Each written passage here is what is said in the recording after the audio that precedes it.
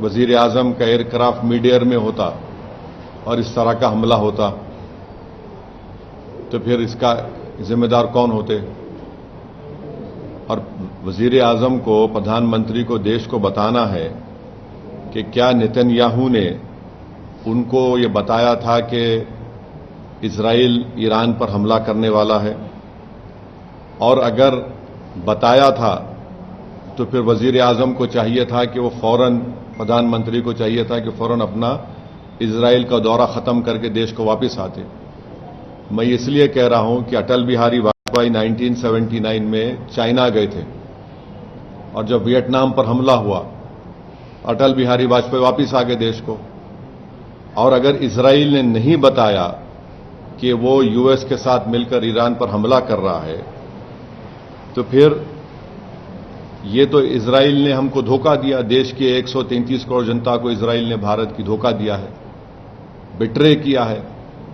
उन्होंने प्रधानमंत्री के विजिट को इस्तेमाल किया है ईरान पर अपने एक वल्गर अटैक के लिए, और उन्होंने प्रधानमंत्री के विजिट को इस्तेमाल किया है ईरान पर हमला करने के लिए, और जो जेनोसाइड उन्होंने फलस्तीनियों का किया है गाजा में, उसको कवर अप करने के लिए। और तीसरा, उसमें मैसेज ये जाएगा कि भारत ईरान के साथ नहीं खड़ा है, भारत इजराइल के साथ खड़ा है। और भारत को क्या हासिल हो रहा है इस हमले से, बताइए? कुछ फायदा हुआ भारत को इस हमले से? छठी बात यह है कि 10 मिलियन भारत के नागरिक गल्फ कंट्रीज में रहते हैं। 10 मिलियन। उन उस देश के आम नागरिक पर क्या मैसेज जाएगा कि प्रधानमंत्री मोदी के विजिट के खत्म होने के फौरन बाद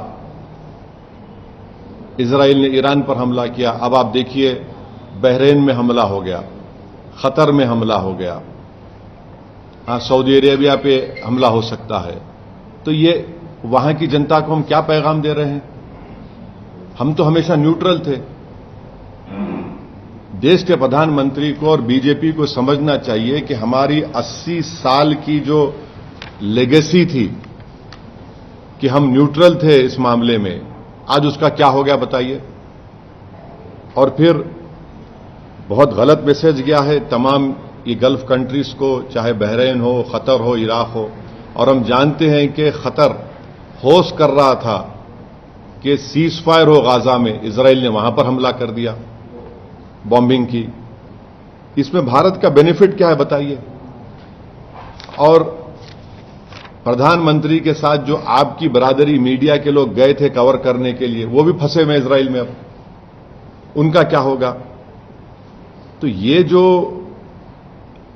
और लार्जर पॉइंट यह है कि यूएस पे अब कौन भरोसा करेगा? आप बातचीत भी कर रहे और हमला भी कर दे रहे आप।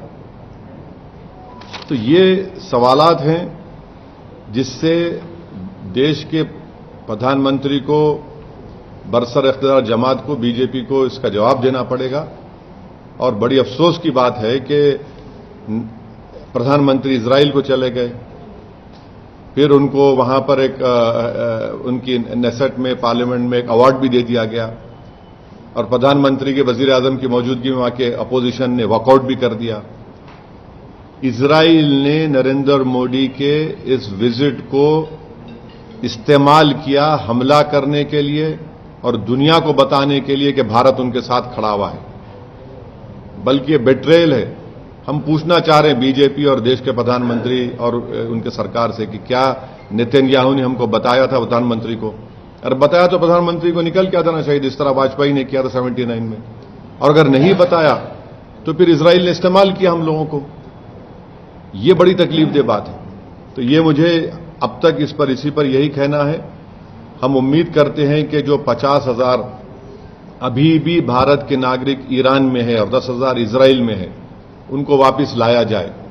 सिर्फ एडवाइजर इशू कर दिया आप बताइए, प्रधानमंत्री गए हैं वहां, 10,000 अभी भारत के नागरिक इजराइल में है, 50,000 अभी ईरान में है, 10 मिलियन पूरे जीसीसी कंट्रीज में है।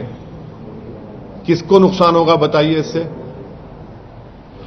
ये हमारे 10 मिलियन भारत के नागरिक अपने गाढ़े खून पसीने की कमाई भारत को भिजाते हैं, फॉरेन एक्सचेंज के तौर पर। नेशनल इंटरेस्ट क्या सर वो हमारा बताइए प्रधानमंत्री के जाने के बाद। ये हमारे सवालात हैं। Thank you very much. ABP माझा, उघडा डोळे बघा नीट।